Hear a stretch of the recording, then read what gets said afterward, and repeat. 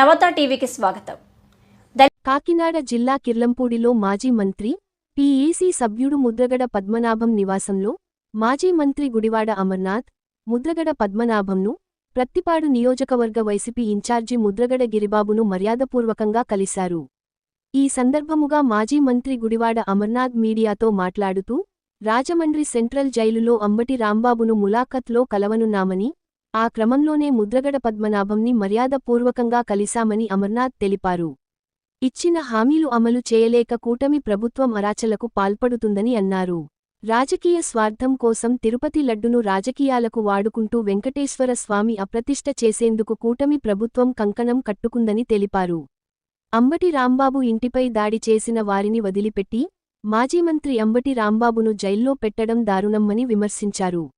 గడిచిన 3 బడ్జెట్లో రాష్ట్ర ప్రజలకు కూటమి ప్రభుత్వం తీవ్ర అన్యాయం చేసిందన్నారు. ఈ మధ్యకాలంలో పార్టీ మాజీ మంత్రివర్యులు సీనియర్ నాయకులైనటువంటి అంబటి రాంబాబు గారి మీద పెట్టినటువంటి అక్రమ కేసులు, వారిని జైల్లో నిర్బంధించి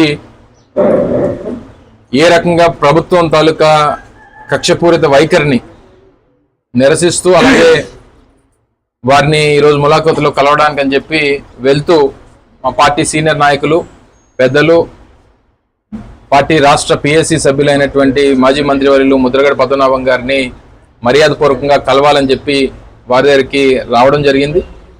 వారిని కలిసి వారితో కొన్ని విషయాలు చర్చించి ఇక్కడి నుంచి నేరుగా రాజమండ్రి సెంట్రల్ జైలుకి వెళ్ళి రాంబాబు గారితో ములాఖతులో కలిసేటువంటి కార్యక్రమానికి ఈరోజు రావడం జరిగింది. అయితే మనం జరిగినటువంటి ఆ ఇన్సిడెంట్ జరిగినటువంటి రాజకీయ పరిణామాలు అన్నీ చూసిన తర్వాత ఈ ప్రభుత్వం తీసుకుంటున్నటువంటి ఇటువంటి నిర్ణయాలు, కక్షపూరిత కార్యక్రమాలు, ప్రజల్లో వారి మీద వస్తున్నటువంటి వ్యతిరేకత, ఇవన్నీ కూడా గడిచినటువంటి 2 సంవత్సరాలుగా వారి అధికారంలోకి వచ్చిన దగ్గర నుంచి కూడా చూస్తూ ఉన్నాం. ఇప్పటికీ కూడా వారి తాలూకా ఆలోచన విధానం కానీ, ప్రజలు మనకు ఎందుకు అవకాశం ఇచ్చారు, మనకు ఎందుకు అధికారాన్ని ఇచ్చారు, ఎన్నికల ముందు మన ప్రజలకు ఏం మాట ఇచ్చాం, ఇవన్నీ పక్కన పెట్టి కేవలం వైఎస్ఆర్ కాంగ్రెస్ పార్టీ నాయకుల్ని ఏ రకంగా ఇబ్బంది పెట్టాలి, ఏ రకంగా కేసులు పెట్టాలి అనేటువంటి దాని మీదే ఈ ప్రభుత్వం అంతా కూడా పనిచేయడం అనేటువంటిది చాలా శోచనీయం. కొట్టినటువంటిది, తిట్టినటువంటిది, ఇంటికి నిప్పు పెట్టినటువంటిది అంతా కూడా తెలుగుదేశం పార్టీ నాయకులే. వారేమో బెయిల్ మీద బయట ఉన్నారు. కొట్టించుకున్నవారు, తిట్టించుకున్నవారు, ఇంటికి నిప్పు పెట్టించుకున్నటువంటి అంబటి రాంబాబు గారు మాత్రం జైల్లో ఉన్నారు. ఇది ప్రభుత్వం తాలూకా విధానం అనేటువంటిది ప్రజలు గమనిస్తూ ఉన్నారు. చివరికి రాజకీయ అవసరాల కోసం తిరుమల తిరుపతి వెంకటేశ్వర స్వామి వారి తాలూకా ప్రసాదాన్ని కూడా రాజకీయానికి వాడుకునేటువంటి కార్యక్రమానికి దిగజారిపోయింది ఈ ప్రభుత్వం. సో వీటన్నిటినీ కూడా ప్రశ్నించేటువంటి దానికి రాష్ట్రంలో ఎవరు కూడా ఉండడానికి వీల్లేదు. ప్రతిపక్షం మమ్మల్ని ప్రశ్నించడానికి వీల్లేదు. ప్రశ్నించినటువంటి ఏ గొంతునైనా సరే మేము నిర్బంధిస్తాం, జైల్లో పెడతాం, అక్రమంగా కేసులు పెడతాం అనేటువంటి ధోరణితో ఈరోజు రాష్ట్రంలో ఉన్నటువంటి ప్రభుత్వం నడుస్తూ ఉంది. ఇచ్చినటువంటి ఏ ఒక్క హామీ కూడా మొన్న బడ్జెట్లో కూడా చూసాం. వారి తాలూకా సూపర్ 6 ఏమైపోయిందో, వారు ఇచ్చినటువంటి ఎన్నికల సంక్షేమ కార్యక్రమాల హామీలు ఏమైపోయినాయో ఏది కూడా బడ్జెట్లో పెట్టినటువంటి పరిస్థితులు లేవు.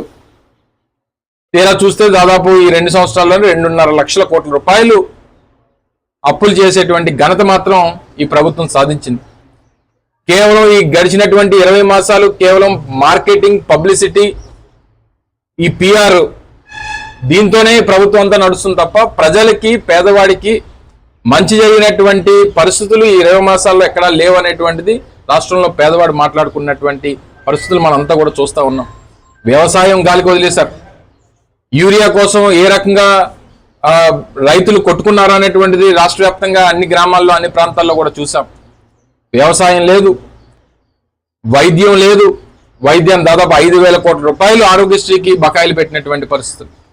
కొన్ని కనీసం విద్యను అందిస్తారంటే ఆ విద్యకు సంబంధించి 6,000 కోట్ల రూపాయలు ఫీజు రీయింబర్స్మెంట్ బకాయిలు.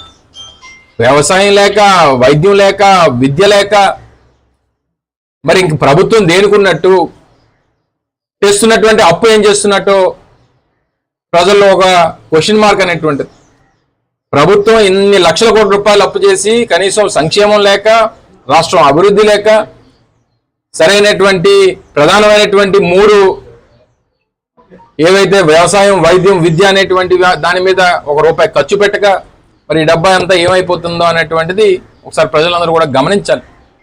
సో తప్పకుండా రానటువంటి కాలంలో మీరు ఎంత గొంతు నొక్కాలని చూస్తే అంతకు 2 ఇంతలు ప్రతిపక్షంగా వైఎస్ఆర్ కాంగ్రెస్ పార్టీ జగన్మోహన్ రెడ్డి గారి నాయకత్వంలో మరింతగా ప్రశ్నించేటువంటి బాధ్యత వైఎస్ఆర్ కాంగ్రెస్ పార్టీ తీసుకుంటుంది. మీరు జైల్లో పెడతాం, జైల్లో నిర్బంధిస్తాం, అక్రమంగా కేసులు పెడతాం, నెలల పాటు జైల్లో ఉంచుతాం అంటే మీరు ఎంత ఉంచినా సరే మీరు చేసేటువంటి ఈ కార్యక్రమాల ద్వారా ప్రతిపక్షం తాలూకా గొంతు నొక్కుతున్నాం అనేటువంటి అభిప్రాయం మీకుంటే అది మీ అమాయకత్వం అనేటువంటి విషయాన్ని మరొకసారి ఈ ప్రభుత్వానికి తెలియజేసుకుంటూ, రెడ్ బుక్ రాజ్యాంగం అమలు చేయడం లేదా అక్రమంగా నిర్బంధించడం అనేటువంటిది మాకు అలవాటు లేదు. కాకపోతే చేసేటటువంటి ఏ ప్రతిచర్య, వారు చేసినటువంటి వైఎస్ఆర్ కాంగ్రెస్ పార్టీ నాయకుల్ని, కార్యకర్తలు చేసినటువంటి గాయాల్ని, పెట్టినటువంటి అక్రమ కేసుల్ని, దాంట్లో బాధ్యులైనటువంటి అధికారుల్ని ఎవరిని కూడా రేపు అధికారం వచ్చిన తర్వాత విడిచిపెట్టేటువంటి ప్రసక్తే ఉండదు. అది కూడా మేమేదో వాళ్ళగా ఒక ప్రైవేట్ రాజ్యాంగాన్ని నడపం, వాళ్ళ ఒక ప్రైవేట్ రాజ్యాంగాన్ని రచించి దాన్ని అమలు చేసేటువంటి బాధ్యతలు ఉండవు. చట్టరీత్యా అంబేద్కర్ గారు రచించినటువంటి రాజ్యాంగం ప్రకారం, ఈ దేశంలో ఉన్నటువంటి చట్టాల ప్రకారం ఏ రకమైనటువంటి చర్యలు తీసుకోవాలో అన్ని చర్యలు తీసుకుంటది వైఎస్ఆర్ కాంగ్రెస్ పార్టీ ప్రభుత్వం అనేటువంటిది వారికి తెలియజేస్తా ఉన్నాం. సార్, బడ్జెట్ లోనే 3,52,000 కోట్లు ఎంత కేటాయించారు కదా, పేదవాళ్ళకి ఏమైనా ఉందండి? అదే గత 2 సంవత్సరాలుగా మీరు చూశారు. చెప్పానండి, 1,500 రూపాయలు మహిళలకు ఇస్తామన్నారు, ఏమైందో చెప్పానండి. నిరుద్యోగ భృతి నెలకు 3,000 రూపాయలు నిరుద్యోగులకు ఇస్తానన్నారు, దాని గురించి చెప్పానండి. 2 సంవత్సరాలు అయిపోయింది. వ్యవసాయానికి సంబంధించి ఏదైతే రైతు భరోసా కార్యక్రమం ఎంత ఇచ్చారో చెప్పానండి. అమ్మఒడి కార్యక్రమం అరకొరగా ఇచ్చి ఎంతమందికి ఇచ్చారో చెప్పానండి. ఇలా చెప్పినటువంటి సూపర్ 6 లో గ్యాస్ సిలిండర్లు అన్నాడు, సంవత్సరానికి 3 సిలిండర్లని. 2 సంవత్సరాలు అయిపోతుంది, ఎన్ని సిలిండర్లు ఇచ్చారు చెప్పానండి.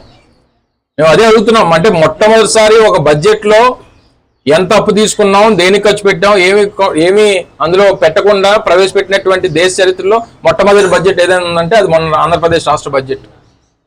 నువ్వు తీసుకున్నటువంటి అప్పు ఏమైంది, నువ్వు తీసుకున్నటువంటి అప్పుని దేనికి ఖర్చు పెడుతున్నావు, వచ్చినటువంటి అప్పుని ఏ రకంగా దాన్ని ప్రజల కోసం వినియోగిస్తున్నావు, ఎక్కడ కూడా లేదే.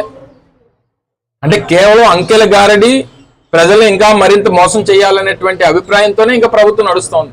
మనం చెప్పినటువంటి అబద్ధాన్నే 10 సార్లు చెప్తే ప్రజలు నమ్ముతారు, ప్రజల అమాయకులు అనేటువంటి అభిప్రాయం చంద్రబాబు నాయుడు గారి జీవితకాలం ఆయనకు ఉన్నటువంటి ఆయన విధానం. దానికి తగ్గట్టు ప్రజలు ఇంకా అమాయకులు కాదు, దానికి తగ్గట్టు ఏ రకంగా సమాధానం చెప్పాలనేటువంటిది తప్పకుండా సమయం వచ్చినప్పుడు చెప్తారు.